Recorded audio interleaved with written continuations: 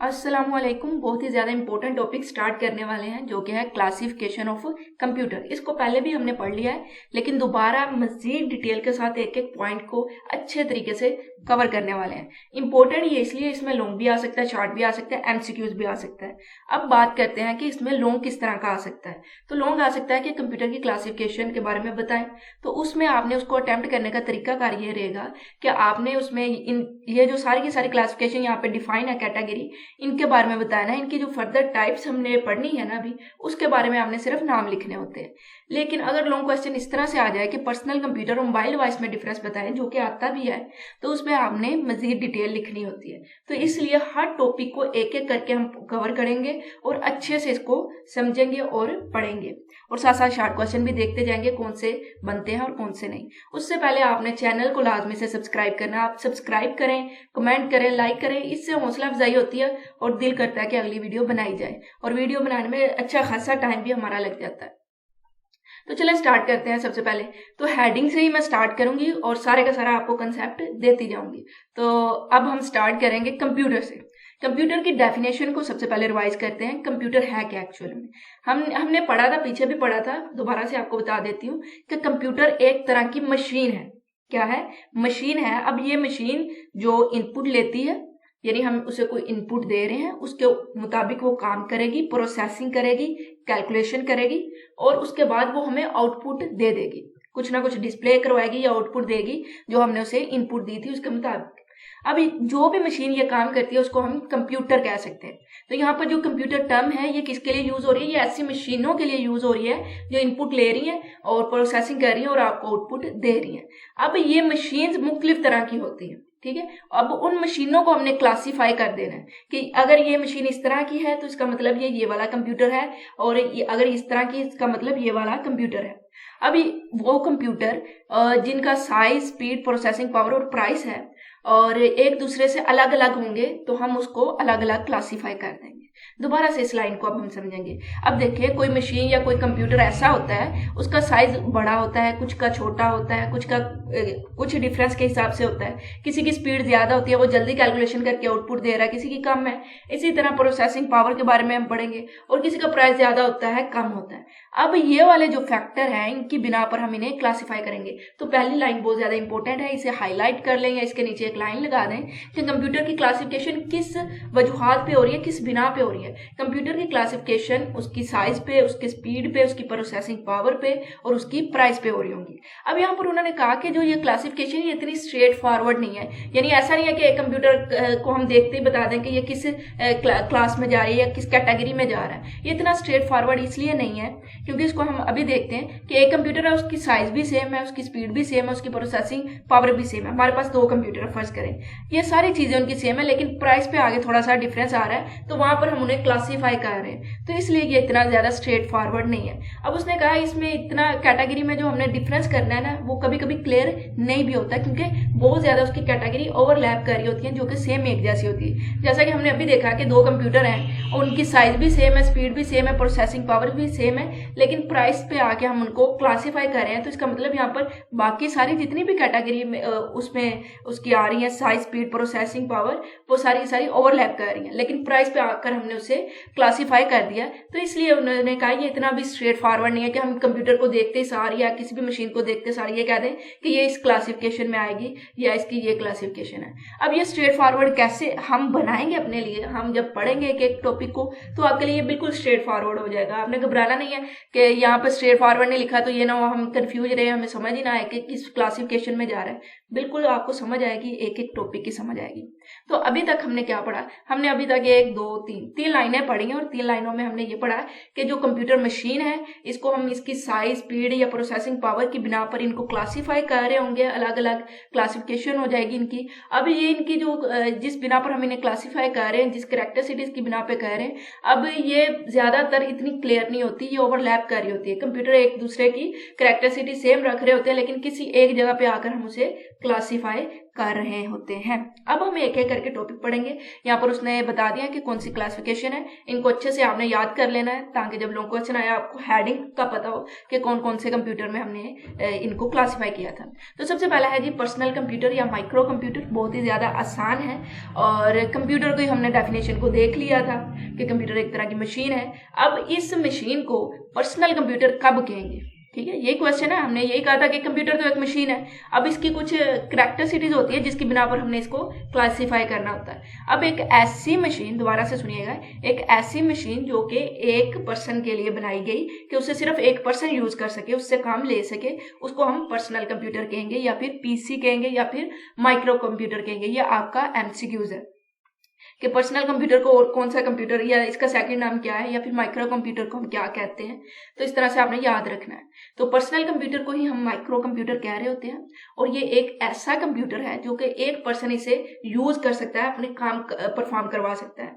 तो कंप्यूटर क्या हुआ, कंप्यूटर एक तरह का फ्रेंड है आपका जो आपके लिए काम करता है। लेकिन अगर ये कंप्यूटर सिर्फ एक बंदे के लिए काम करे एट अ टाइम, वो कहे कि भाई मुझे यूज करने वाला सिर्फ एक पर्सन होगा, तो उसको हम पर्सनल कंप्यूटर कहेंगे। जैसे कि आपके घर का जो कंप्यूटर होता है वो पर्सनल कंप्यूटर ही होता है, या तो वो आप यूज कर सकते हैं या फिर फर्ज किया आपका भाई भी यूज कर रहा है, आपके फादर भी यूज कर रहे हैं, तो लेकिन एट अ टाइम उसे सिर्फ एक ही बंदा यूज कर रहा है। तो एक पर्सन के लिए जो कंप्यूटर बनाया गया उसे हमने पर्सनल कंप्यूटर कह देना है। अब ये पर्सनल कंप्यूटर हमारे काम कर रहा होता है। हम कैसे काम कर सकते हैं आप कंप्यूटर के साथ? कंप्यूटर आपका फ्रेंड बन सकते हैं, आप उसमें गेम खेल सकते हैं, आप उसमें अपना होमवर्क कर सकते हैं, आप उसमें लेक्चर सुन सकते हैं। तो इस तरह के आप काम परफॉर्म करेंगे। तो इसका मतलब ये कम्युनिकेशन डिवाइस भी चाहिए होगी हमारी जो कि कम्युनिकेट कर सके कंप्यूटर के साथ। इसके अलावा कंप्यूटर को कुछ मेमोरी चाहिए होगी जिसमें वो डाटा को सेव कर सके जो आपने रिसेंटली यूज किया हो। और इसके लिए आउटपुट डिवाइस भी चाहिए होगी कि वो आपको डिस्प्ले करवा सके। इनपुट डिवाइस भी चाहिए होगी जिसके जरिए आप इनपुट दे सके कि मैंने अब मूवी देखनी है, मैंने अब गेम खेलनी है। तो ये सारी चीजें पर्सनल कंप्यूटर में आ जाएंगी। ये आपने बिल्कुल ऐसे ही देखना है कि अगर मैं पर्सनल कंप्यूटर यूज कर रहा हूँ तो मुझे क्या क्या चीजें मैं यूज कर पा रहा हूँ, तो आपके लिए बहुत ज्यादा आसान हो जाएगा। तो यहाँ पर उसने बता दिया कि पर्सनल कंप्यूटर एक माइक्रो कंप्यूटर है। अब इसको डिजाइन इसलिए किया गया कि एक पर्सन इसे यूज कर सके। तो मेन डिफरेंस क्या था कि वन पर्सन इसे यूज कर सके। यहाँ पर आपने आगे लिख देना कि वन पर्सन, कि एक पर्सन इसे एट अ टाइम यूज कर सके। अब इसमें प्रोसेसर भी होगा। यकीनी बात है कि इसने आपका काम करना है, ये आपका फ्रेंड बन गया है। आप इसे बता रहे कंप्यूटर को मैंने गेम खेलनी है, तो इसके पास दिमाग होगा तो इसे समझ आएगी ना। तो प्रोसेसर क्या मतलब है? प्रोसेसर को हम सीपीयू भी कहते हैं, जो कि आपने सुना होगा। प्रोसेसर को क्या कहते हैं? सीपीयू भी कहते हैं। और ये दिमाग होता है कंप्यूटर का। अब उसने उस डाटा को स्टोर भी करना होगा कहीं ना कहीं, तो उसको हम मेमोरी बोलेंगे। और इसके अलावा इसको इनपुट और आउटपुट और स्टोरेज डिवाइसेस भी चाहिए होंगी। स्टोरेज का मतलब है कि परमानेंट डाटा स्टोर करना है। एक मतलब आपने स्टोर कर दिया तो वो तब तक स्टोर रहेगा जब तक आप खुद नहीं उसे डिलीट कर देते, ठीक है। तो यही चीज मैंने आपको बताया था कि एक कंप्यूटर है तो उसके साथ आपने उसको इनपुट देनी है, तो इनपुट डिवाइस चाहिए होगी। अगर उसने आपको कुछ डिस्प्ले करवाना है तो आउटपुट उससे डिवाइस उसकी होनी चाहिए। इसके अलावा स्टोर करने के लिए स्टोरेज डिवाइस होनी चाहिए। आपने कौन सा काम करवाना है उसको समझने के लिए, उसकी कैलकुलेशन करने के लिए उसके पास दिमाग होना चाहिए, जिसे हम प्रोसेसर कहेंगे। इट ऑल्सो ऑफन कंटेन है कम्युनिकेशन डिवाइस, और कम्युनिकेशन डिवाइस भी होनी चाहिए। अब personal computer are available in different size and shape. अब पर्सनल कंप्यूटर में डिफरेंट साइज भी हो सकते हैं और डिफरेंट शेप्स भी हो सकती है। अब पर्सनल कंप्यूटर की साइज और शेप पर मजीद हम इसकी टाइप्स को डिस्कस करेंगे, तो आपने बिल्कुल परेशानी होना, ये भी आपको क्लियर हो जाएगा साथ साथ। That are widely use by individual and business. अब देखें कि पर्सनल कंप्यूटर में आगे हमने कहा कि कुछ साइज और शेप में मजीद कैटेगरीज अवेलेबल होती है। यानी हमारे पास एक पर्सनल कंप्यूटर ऐसा कंप्यूटर है जो कि एक पर्सन यूज कर सकता है, लेकिन अब एक पर्सन जो कि एक बिजनेस के लिए कंप्यूटर को यूज कर रहा है, और एक आप हैं जो कि सिर्फ गेम खेलने के लिए उसको यूज कर रहे हैं, या एक कोई दूसरा है जो सिर्फ मूवी देखने के लिए उसने घर में कंप्यूटर ला के रखा है। तो ये पर्सनल कंप्यूटर एक दूसरे से अलग होंगे, उसकी साइज में, उसकी स्पीड में, उसकी शेप में, ठीक है। अब यह पर्सनल कंप्यूटर हम देखेंगे कि कुछ कंप्यूटर हमारे इंडिविजुअल यानी जैसे कि हम घरों में यूज कर रहे हैं और कुछ हम बिजनेस में यूज कर रहे हैं जाकर। अब यहाँ पर इनकी प्राइस भी डिफरेंट हो जाती है। जिस तरह से आप जितना अच्छा और जितना महंगा लेना चाहें आपकी मर्जी, जैसे कि कुछ 100 से लेकर आप सेवरल $1000 तक जा सकते हैं। ये डॉलर्स की बात हो रही है, पाकिस्तानी की नहीं हो रही। तो $1000 में भी जाके आप पीसी ले सकते हैं और आप 100 में भी ले सकते हैं। ये डिपेंड करना है कि आपने किसके लिए पर्सनल कंप्यूटर यूज करना है। आपने सिर्फ इंटरटेनमेंट के लिए करना है या आपने बिजनेस के लिए करना है। अब most commonly use personal computer are PC and Apple, दो है। एक पीसी होता है जो कि हमारा विंडो की तरफ से, और एक एप्पल जो कि मैक वालों की तरफ से होगा। तो यहाँ पर ये जो पैराग्राफ है ये सिर्फ आपने 1-2 मरतबा रीड करना, आपको समझ आया कि पर्सनल कंप्यूटर के बारे में। बाकी जो मेन चीजें थी वो यहाँ तक हमने पढ़ ली है। तो यहाँ पर उसने कहा कि एक पीसी है, एक एप्पल है। पीसी वाले विंडो ऑपरेटिंग सिस्टम को यूज कर रहे होते हैं और जो एप्पल वाले हैं वो मैक ऑपरेटिंग सिस्टम को यूज कर रहे होते हैं। और जो पीसी है वो फॉलो कर रहे हैं आईबीएम की स्पेसिफिकेशन को, यानी आईबीएम का मतलब है इंटरनेशनल बिजनेस मशीन। अब उनके जो स्पेसिफिकेशन है वो विंडो वाले यूज कर रहे हैं। यहाँ पर उन्होंने बता दिया कि डिफरेंट कंपनीज हैं जो कि इन कंप्यूटर्स को बना रही है, पर्सनल कंप्यूटर को, जैसे कि डेल, HP वगैरह। आपने इनको हाईलाइट कर लेना, ये आपका एमसीक्यूज हो सकता है। इसके अलावा आपका एमसीक्यूज हो सकता है कि पीसी वाले कौन सा ऑपरेटिंग सिस्टम यूज कर रहे हैं और एप्पल वाले कौन सा ऑपरेटिंग सिस्टम यूज कर रहे हैं। और एक आपका एमसीक्यूज हो सकता है कि अगर हमने ऐसा कंप्यूटर डिजाइन किया जो एक पर्सन के लिए एट अ टाइम, तो उसको हम क्या कहेंगे, उसे हम पर्सनल कंप्यूटर कह रहे होंगे।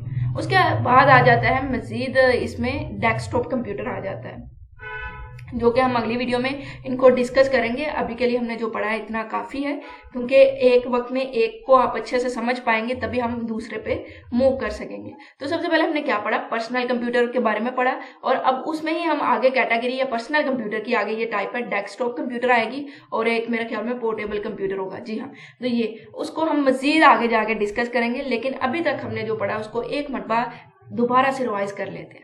हमने देखा कि कंप्यूटर मशीन है जिसको हम क्लासिफाई कर रहे होंगे, अलग अलग मशीनें होंगी, किस बिना पर के किसी की साइज कम है, किसी की स्पीड ज्यादा है, इसी तरह पर किसी प्राइस ज्यादा है, किसी की कम है। और ये जो डिफरेंस होता है इतना ज्यादा स्ट्रेट फॉरवर्ड नहीं होता। ज्यादातर जो इनकी कैरेक्टरिस्टिक्स होती है वो ओवरलैप कर रही होती है कि एक जगह पे हम इनको जाके क्लासिफाई कर रहे होते हैं। तो सबसे पहले हमने पढ़ा था पर्सनल कंप्यूटर। पर्सनल कंप्यूटर के बारे में हमने पढ़ लिया कि ऐसा कंप्यूटर जो डिजाइन किया गया कि एक पर्सन इसे एट अ टाइम यूज करे, उसे हम पर्सनल कंप्यूटर या फिर माइक्रो कंप्यूटर कह रहे होते हैं। अब इस पर्सनल कंप्यूटर में ये हमसे इनपुट लेगा तो इसके लिए इनपुट डिवाइसेस भी होनी चाहिए, या हमें आउटपुट डिस्प्ले करवाएगा तो आउटपुट डिवाइस भी होनी चाहिए। हमारी बात को समझने के लिए, कैलकुलेशन करने के लिए इसके पास दिमाग होना चाहिए, जिसे हम प्रोसेसर कहेंगे। तो इस तरह की डिवाइसेस पर्सनल कंप्यूटर में होती हैं।